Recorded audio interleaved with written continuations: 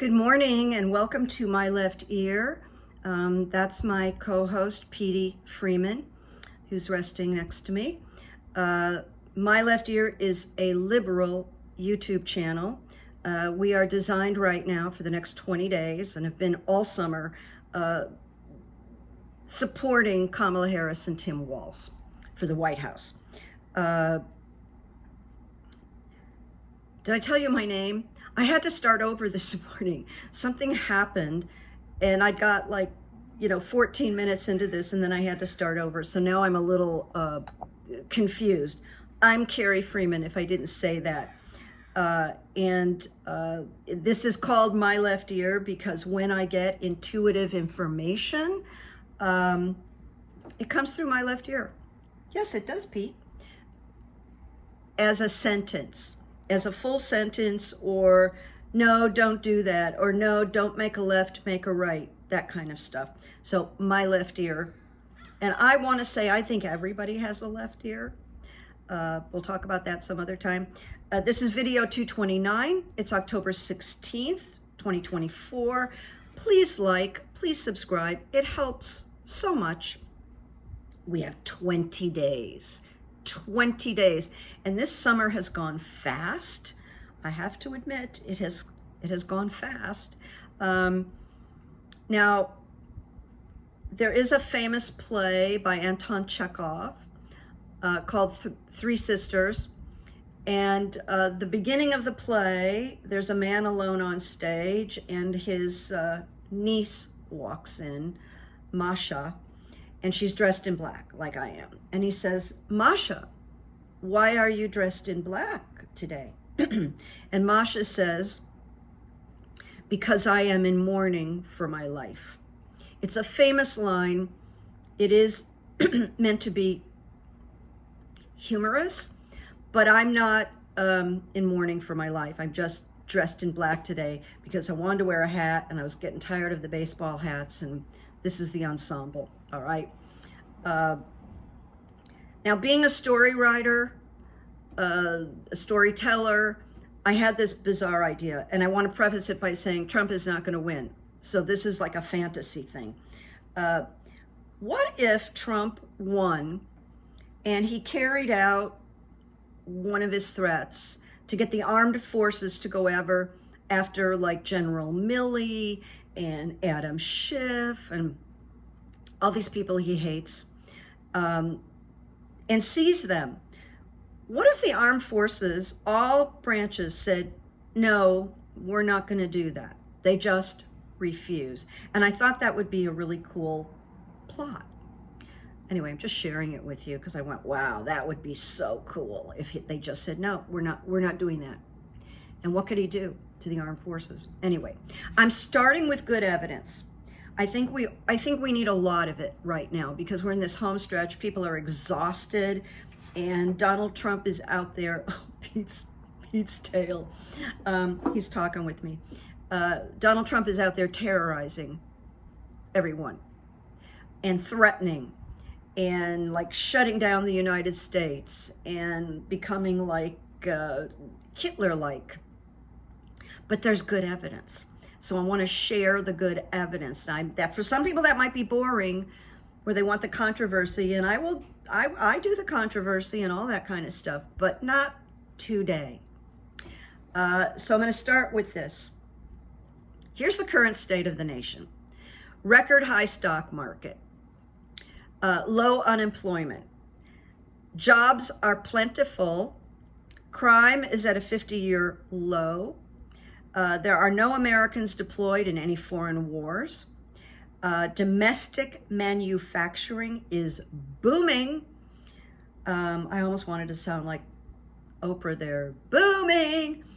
Inflation is back under 3%. Now, last night, there was a poll by Marist. I don't know all these pollsters, but it has Harris in the lead, 52, and Trump, 47 among likely voters, and that's really good. Now, as of today, October 16th, white women are moving decisively away from Donald Trump. And this statistic is expected to push the electorate for Kamala. Really good. This is just my own personal. Last night, Jasmine Crockett was with Stephen Colbert, and she posted on Twitter this morning and talked about, you know, the future and politics. And she wrote, what are your thoughts on what's going on, and tell me where you're from. And because I get up so early in the morning, she'd only had about 40 people respond to her. So I wrote her, and I wrote this: people who are turning out to vote in record numbers, like Georgia, are not there for Tramp. And I called him Tramp. Why? He's tired, illiterate, and washed up. He inspires zero passion. And this is just me talking to you. When you have a preponderance of people, like loads of people showing up to vote in Georgia, they're not passionate about Donald Trump at this point. This is where my left ear, you know, or common sense, they're showing up for Kamala Harris. So the immense early voting numbers are about putting VP Kamala Harris in the White House. Mic drop. All right. Now, I've been going over reasons Kamala is going to win, and I'm just going to give you a few more. I'm not going to go through my whole list because I've done that already in prior videos. But I don't know if you know this, Nikki Haley voters are migrating to Kamala Harris. Yes, they are. You know that Obama has been out there doing fantastic endorsements, funny, searing, even a little nasty. He's fighting. So that's beautiful. And this one woman on The View who's been holding out, Alyssa Farah Griffin, who was with the Trump White House, finally is forced to say, okay, I'm going to vote for Kamala Harris, because she got pulled into the Liz Cheney and some of her former people that she worked with, women at the White House. So she's finally come out and said it. Thank God. It was making her look just awful to me. All right, now I'm looking at all the reasons I've already given you, and I'm not going to repeat those, except to say Kamala keeps getting ahead in the numbers. And remember, she started late. Now, about Professor Lichtman and his 13 keys and how he figures out who's going to win. One of the big keys is there needs to be a huge contrast between both candidates. So on one hand, you've got Trump viciously alienating people, making huge mistakes. He's all about grievance and attack and how awful it is in the United States. I mean, it's really dark and draconian and threatening. It's vicious. And then you've got Kamala Harris, who's getting her points across in a hopeful way, in a patient way, positive, prepared, not defensive. It's a totally different message. And she's managing the media instead of the media managing her. They're kind of mad at her about it, but that's okay. She's doing it her way and it's working. And her TV appearances. Now we're going to move on to one of my favorites, Simon Rosenberg. Simon Rosenberg was, I think, one of the producers of 60 Minutes at one time, but he has years, like 30 years or more, working in polling and politics. He's very reliable, very grounded. So he, this morning, because this is all recent stuff, he listed various polls and the numbers. So the first poll, I guess it's my fault that I didn't write down the name of it, but Harris is at 50, Trump is at 46. A poll called Mourn Consult, Harris is at 49 and Trump is at 46. NYT/Siena poll, Harris 49, Trump 45. Econ, YouGov, Harris, 51, Trump, 48. CBS/YouGov, Harris, 51, again, Trump, 48. ABC Ipsos poll, Harris 49, Trump 46, and finally TIPP, Harris is 49 and Trump is at 46. This is really good. It has moved. I'm going to fix this a little bit. It has moved, my friends. And then we go on to her endorsements just keep going and going and going. And now she's got over 200 Republicans, which is unheard of, vocally, supporting her, coming out and supporting her. One thing that popped out to me, and this is probably not fair of me, but I do tend to think of maybe the country western people being a little more Trump, a little more conservative.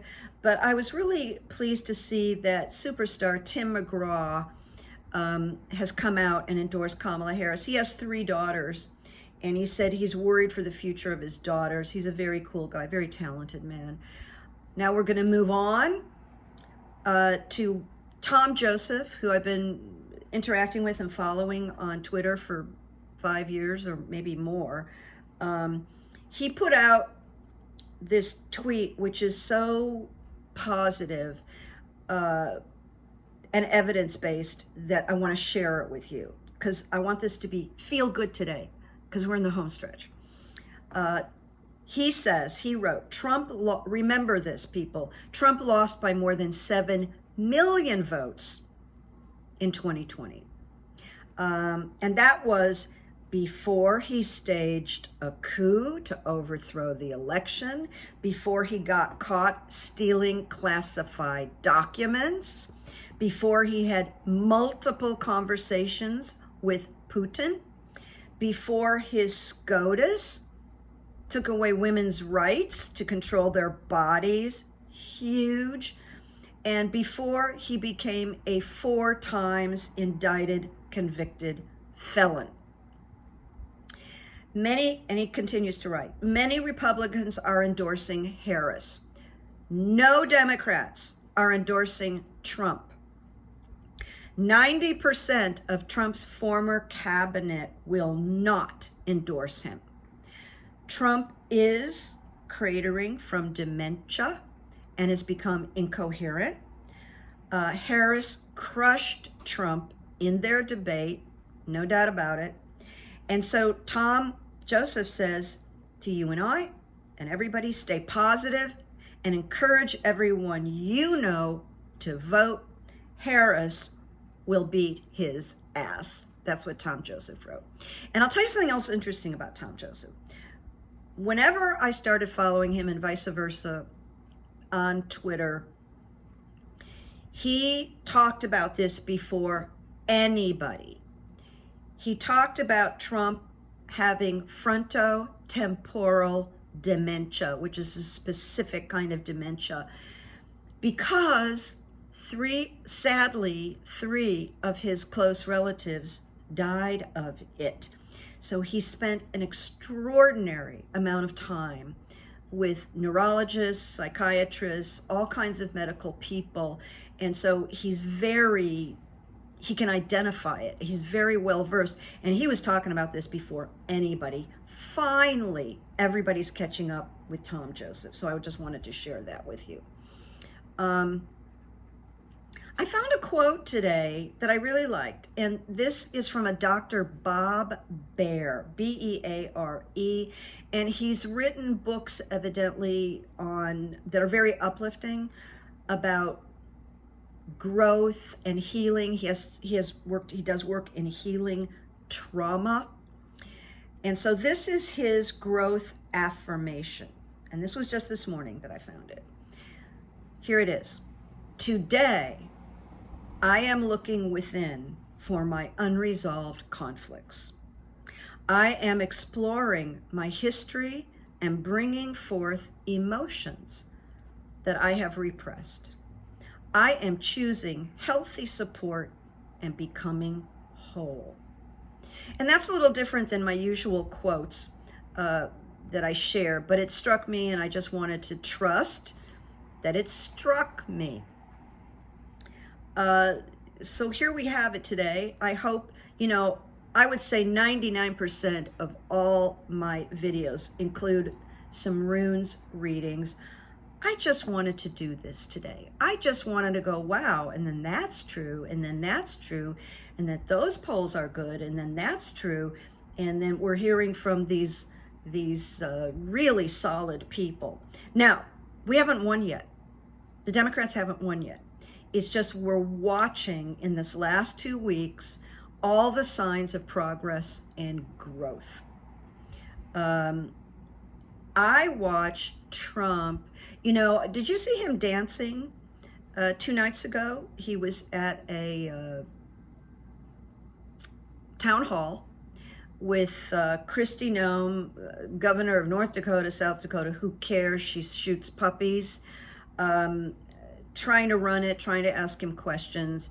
And he answered a couple of questions badly, and it was very hot in there. People are having to leave. And he said, let's just play the music and dance. And he stood in front of these people for 38 minutes, just swaying back and forth and looking, really sweaty, and like his eyes were glazed over. And then he sort of just checked out, didn't know what he was doing.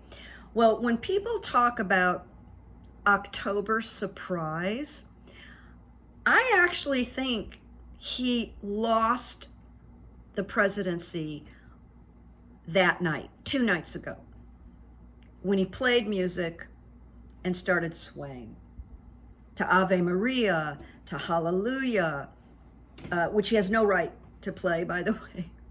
But I think that was so shocking to people to see him check out. I think that's part of this October surprise, to be honest with you. Something so small that seems so small. The other thing I saw was Trump was in Chicago, and he was being interviewed by an economist. And the economist asked him, I don't have it written down, but I'm sort of giving you the essence of it.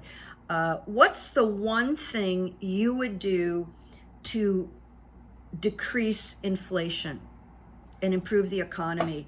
And believe it or not, because I was watching it, Trump said, well, I think we need a new Air Force One, definitely. And the interviewer was like in shock, just in shock, as you might be right now hearing it for the first time. That's how he answered that question. So we know that his brain isn't working, and it's going to get worse. It's kind of speeding up. His deterioration, which is slowing down his cognitive ability, is ramping up. Probably from the stress, I would think. And then also, he won't release his medical. He never released his taxes. And he has all kinds of, I've taken all these cognitive tests and blah, blah, blah. But we don't know about his physical health. We really don't. And there's probably a lot of things more that we don't know.